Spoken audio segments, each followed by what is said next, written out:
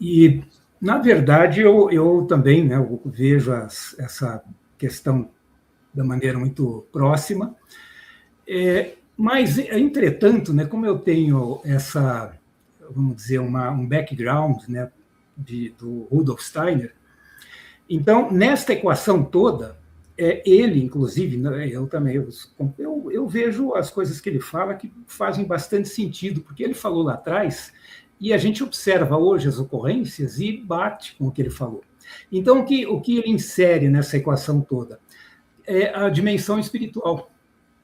Ah, sim.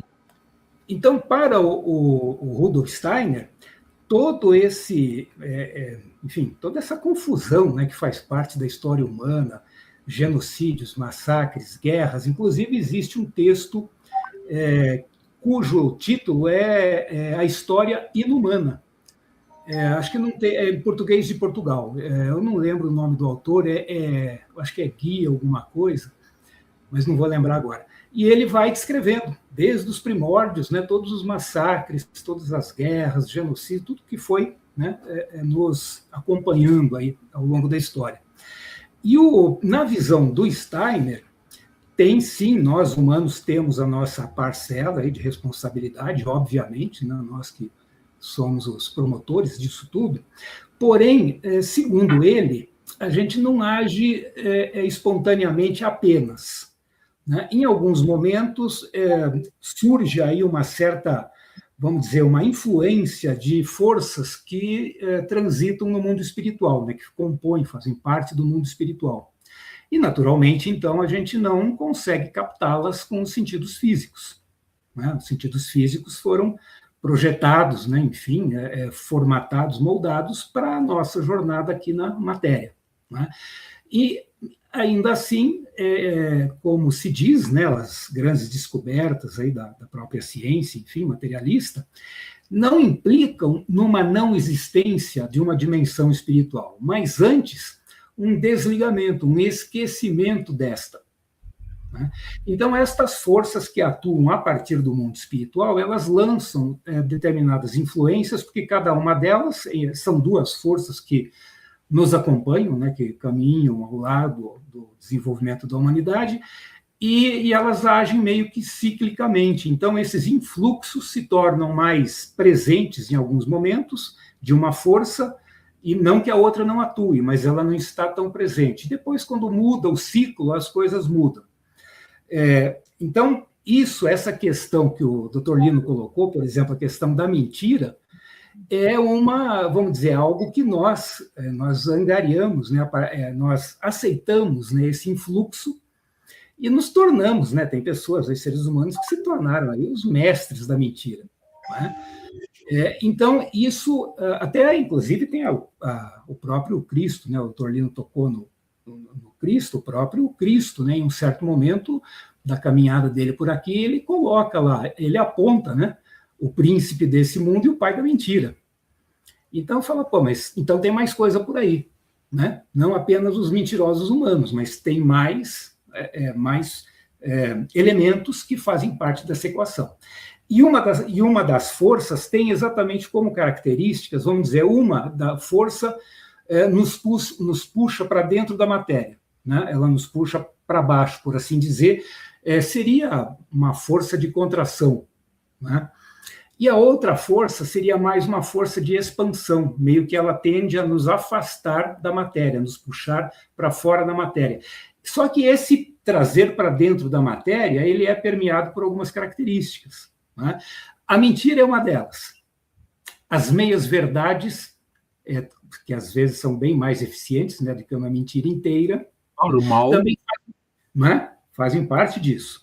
E, fundamentalmente, esse pensamento mais mecanicista que passa a fazer parte da humanidade a partir do período do Renascimento, pode-se dizer, quando esse ciclo muda vamos dizer, o papel das forças de um lado para outro. E aí o que o Steiner diz essas forças, elas não são, na verdade, más. Não dá para dizer que é algo que está aí para nos prejudicar e tal. Elas nos promovem, inclusive, inúmeros benefícios, né, para o ser humano, e já promoveram ao longo da história. O que ele coloca que pode nos prejudicar é quando a gente entra em desequilíbrio e tende muito para um lado, a gente fica muito penso para um lado. Porque aí ele coloca que a caminhada aqui, a caminhada mais harmônica, seria o caminho do meio. Então, trazer essas forças em equilíbrio, se valer delas, se valer de todos os benefícios que elas nos promovem, como, por exemplo, o próprio pensamento mais objetivo, mais racional, né, que permeia o método científico, ele coloca que meio que faz parte desses influxos que a humanidade recebeu lá atrás, né? Então, é se aproveitar disso. Ele fala, não é algo que a gente tenha que rechaçar, que rejeitar. A gente tem que se valer, né, dessa existência de forças, porém, a gente não consegue ver, não consegue tocar, porque elas não fazem parte desse plano. Então, esse tema é um tema, a meu ver, nos dias de hoje, um pouco espinhoso, porque se tornou muito distante, né, do cotidiano das pessoas. E nós, né, para que a gente, vamos dizer, sofra de fato essa influência, vamos dizer assim, a gente precisa ter um link, né? A gente precisa ter algo em nós que vamos dizer assim, que tenha a ver com essa influência. E eu conheci um trabalho, fiz um curso, né, naturalmente, acho que foram 3 anos mais ou menos, de um autor que aqui no Brasil ele é praticamente desconhecido, que é foi um psiquiatra, né, húngaro, e ele chamava-se, né, Leopold, ou Lipot, né, em Magyar, Lipot Zondi. Ele é contemporâneo ao Freud, ao Jung, e ele começa a obra dele, né, de investigação, ele vai trabalhar essencialmente sobre árvores genealógicas, e ele estabelece uma questão na obra dele, em decorrência, né, dos resultados desses estudos, que ele coloca isso que o senhor acabou de dizer, doutor Lino, que é a questão da escolha. Então, Zondi, na visão dele, ele coloca o seguinte, o ser humano, ele escolhe, porém, existem 2 possibilidades aí de escolha. Uma é essa pautada no livre-arbítrio, né? Eu faço ou não faço porque eu quero, né? Eu quero e pensei nisso, refleti e pronto, tomei a minha decisão, fiz a minha escolha. Entretanto, na visão dele, há um outro tipo de escolhas que não passa necessariamente pela razão essa do livre-arbítrio. Ele chama de escolha compulsiva, porque Sim. É uma escolha condicionada pelo sistema pulsional humano. Sim. Né? Então, o Dr. Zondi, ele começa os estudos e ele reconhece a obra do Freud, aquela questão da sexualidade, ele considera extremamente importante, ele inclusive, ele cita na obra Eu Parto Daí, e considera extremamente importante. Mas, na cabeça dele, passou o seguinte, ele falou, mas para que haja o sexo, para que ele ocorra, antes tem que ter o contato. Então, ele teve vários encontros com os profissionais da época, lá de psiquiatria e psicologia da Hungria, e ele elabora, então, o que ele chama lá de vetor de contato. Na verdade, ele ampliou um pouco a discussão do Freud e do vetor sexual para mais 3. Então, ele vai estabelecer o vetor de contato, um vetor paroxismal e vetor do ego. E cada um vamos dizer assim, nutrido por fatores pulsionais. 2 fatores pulsionais que se desdobram em tendências, constituem esses 4 vetores. E da maneira, então, de acordo, a questão que ele coloca daí, tem uma história lá, assim, é um pouco longa, mas eu vou dar um exemplo mais breve. Ele coloca exatamente essa questão que você bem mencionou. O indivíduo nasce com um determinado sistema pulsional, um determinado clã, né? Que enfim, é partidário daquelas questões pulsionais. Então, vamos dizer que a oralidade seja um componente pulsional muito intenso naquele clã. E ele percebeu, estudando, então, as árvores genealógicas, que existia ali um grande número de pessoas que iam trabalhar em atividades que envolviam trabalhar com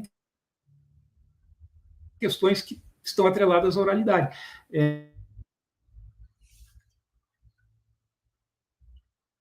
Falhou. Então, ele percebia que existiam professores existiam aqueles indivíduos que se tornavam alcoólatras, né? Alcoolistas, né? Na linguagem mais atual.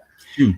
Mas eram, enfim, indivíduos que faziam parte desse clã e também tinham essa pulsão, né, da oralidade, porém, eles compulsivamente eles acabam enveredando por um outro caminho, né? E não por essa socialização ou sublimação, né, das pulsões que ele coloca, que é uma maneira da gente trabalhar com isso, seria por meio da profissão, esgotar a pulsão por meio da profissão, né, que estaria atrelada a essas pulsões. Não sei se ficou claro, ficou meio confuso, porque o assunto é muito longo do Zonde, e a gente acaba... Sim. Né, acaba se delongando muito. Então, essas pulsões, na maneira como o sistema está atrelado, inclusive ele coloca na vetor da sexualidade, a pulsão lá que ele coloca do Eros, de um compondo, da mesma maneira que o Thanatos, né? E no Thanatos ele vai colocar aquela questão do sadismo, e ele vai dizer que o sadismo, ele até tem lá, ele coloca o Szinho, né, como um dos componentes lá dos fatores pulsionais. Ele tem um leque, né, ele tem um amplo leque que vai da agressividade que ele coloca. Agressividade não no sentido de ir lá e dar uma pancada no outro, de agredir o outro. Mas essa agressividade, no sentido da atividade que a gente precisa ter para acordar todo dia, para levantar, para ir trabalhar, né, para enfrentar o nosso cotidiano. Então, vai desse nível de atividade, vamos dizer, que exige um pouco de agressividade, e isso vai nesse leque até chegar num extremo maior, que seria daí o psicopata, que de fato mata de maneira serial, né?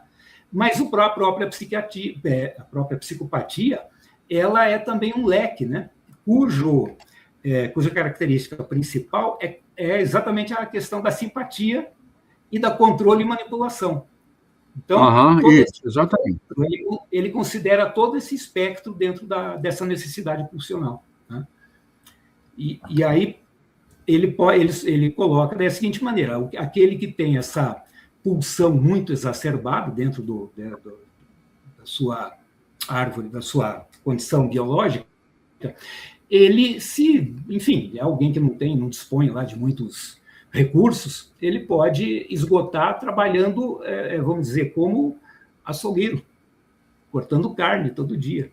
Se ele tem já uma condição mais, vamos dizer, mais avançada, ele pode adentrar o campo da medicina e se tornar um cirurgião. Aí ele sublimou essa patologia. Então, em vez de sair por aí enfiando a faca nos outros, ele usa isso de maneira, vamos dizer, mais voltada para o livre-arbítrio, né? Ele coloca essa questão toda meio que...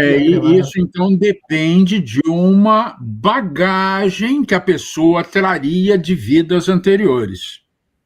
Pois é, o Zonde ele não fala nisso, ele não toca nesse assunto assim diretamente, mas ele tem uma fala que, a meu ver, é reveladora. Ele coloca da seguinte maneira, ele fala, nós, né, humanos, nós devemos trabalhar para termos um ego bem estruturado para lidar com as coisas que estão além e acima do ego, né? Então, ele já dá um caminho que, nesse sentido, meio que ele dialoga com o Steiner, né? Que tem o Steiner, ele também fala que o ego, na verdade, bem estruturado, é um porta-voz do eu superior, que é a porção espiritual, na visão do Steiner. A pessoa se colocar numa condição de harmonia para com ela mesma, e não, vamos dizer assim, não ficar chacoalhando ao vento, né, com uma folha seca, né? Ela tem que ter uma base, tem que ter ali um fundamento, né, que não vá tirá-la do seu próprio eixo, né?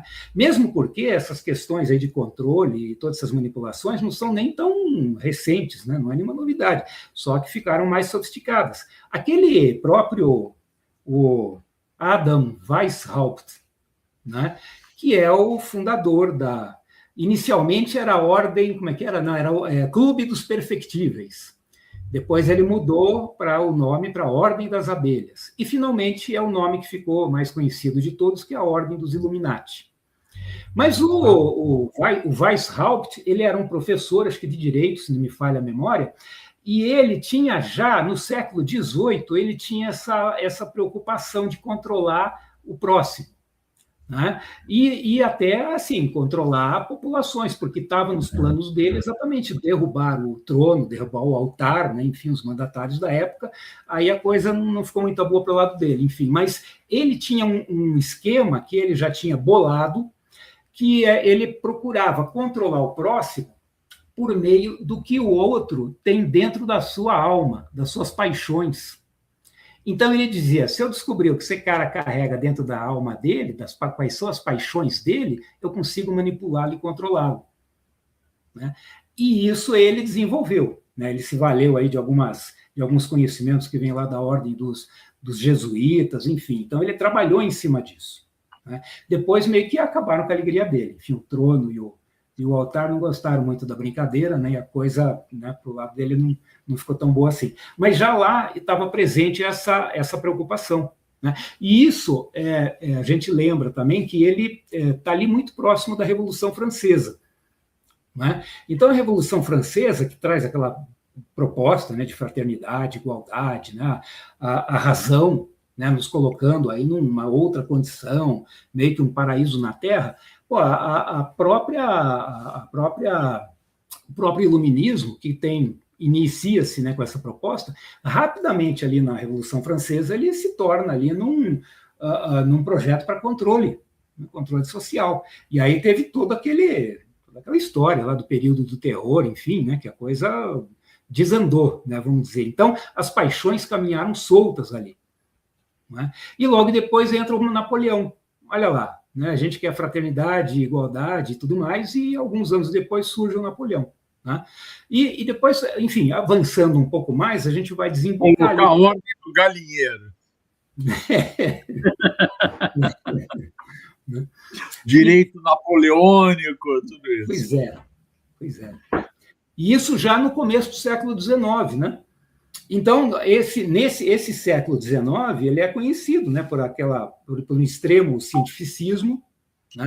Inclusive, existe aí um cientista que é da área da biologia, se não me falha a memória, que é o Rupert Sheldrake, que ele escreveu alguns textos, aí já faz, acho que foi lá na década de 90, que era ressonância mórfica, enfim, ele tinha lá uma discussão que apontava meio que ele compactuava ali com a existência lá do inconsciente coletivo do Jung. E ele tem um trabalho em cima disso. Todo o status quo, né, do mundo científico na época não gostou muito disso, não concordaram, enfim, tentaram difamá-lo, mas ele seguiu adiante e ele escreveu, não vou lembrar o ano, mas isso é bem mais recente, um livro que é muito interessante para quem tiver interesse nessas questões, né, da ciência, por exemplo, que substitui o que era o lugar de Deus, né, até um certo momento da história. Agora a ciência assumiu esse posto. E o Sheldrake vai falar sobre essas questões, a ciência sem dogma, é o título do livro. Por quê? Porque ele diz que a ciência, ela, na verdade, isso que está aí, não é exatamente ciência. É uma ciência materialista, dogmática, né, que o próprio cientista se vê enredado no materialismo, que, na verdade, é uma ideologia, né, não é uma prova científica. Né? Então, ele caminha por ali, meio que para desmistificar um pouco essa idolatria sobre o mundo científico, sobre o que seria a ciência de fato. Né? Porque hoje a palavra ciência está sendo utilizada como um depósito de mentiras. Se cria uma mentira, alguém é pago para desenvolver estudos que demonstrem que essa mentira é verdadeira, e isso às vezes leva dezenas de anos para se provar que aquilo não era correto. Então é muito perigoso quando vem alguém dizendo que algum produto é bom para a saúde.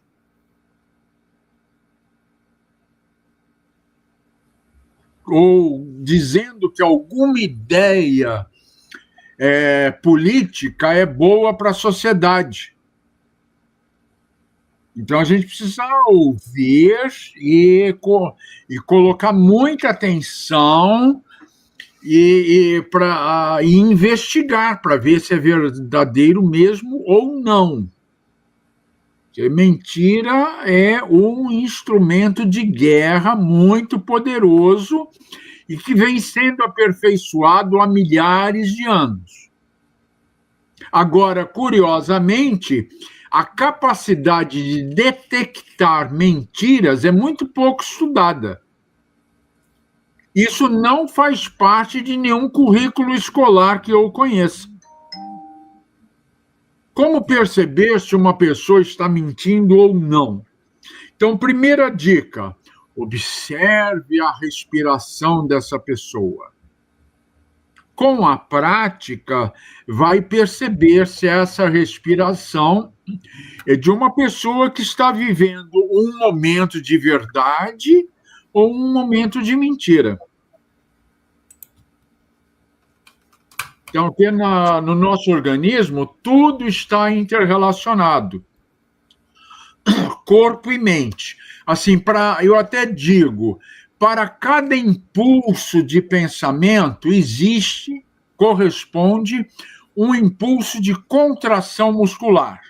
Por exemplo, se você imagina que esta mão, se eu, no caso, imagino que esta mão vai fazer este movimento, e eu só imagino, eu não faço, no momento que eu imagino isso, todos os músculos envolvidos nesse movimento estão sendo acionados.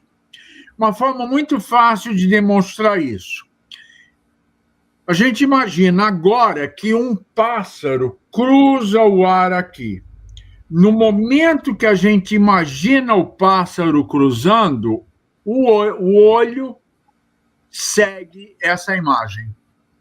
Então, isso demonstra que para cada impulso de pensamento que a gente tem, existe um movimento correspondente da musculatura muscular esquelética. E hoje a gente sabe também que a musculatura lisa do estômago, do intestino, está relacionada com a digestão dos nossos pensamentos e emoções. E o coração também. Tolino e Luiz Fernando, daqui a pouco vou ler aqui os comentários da nossa plateia, nossa plateia qualificada. E eu vou ler uma agora. Diz assim, a Ariane Giacomelli, diz assim, eu conheço pessoas falsas. Elas não conseguem nos olhar nos olhos. Não é verdade isso, Ariane? Eu já vi mentiroso mentir para mim, olhando no meu olho. Agora, por que ele fez isso? Porque ele queria perceber se eu estava engolindo, se a mentira dele estava colando. Então, os mentirosos mais perversos, eles olham para a gente olhando no olho, para ele ler se a gente está absorvendo ou não a mentira. Continue, Jandir. Então, vou ler outro comentário. A verdade é filha do tempo. Pode demorar, mas com o tempo ela aparece.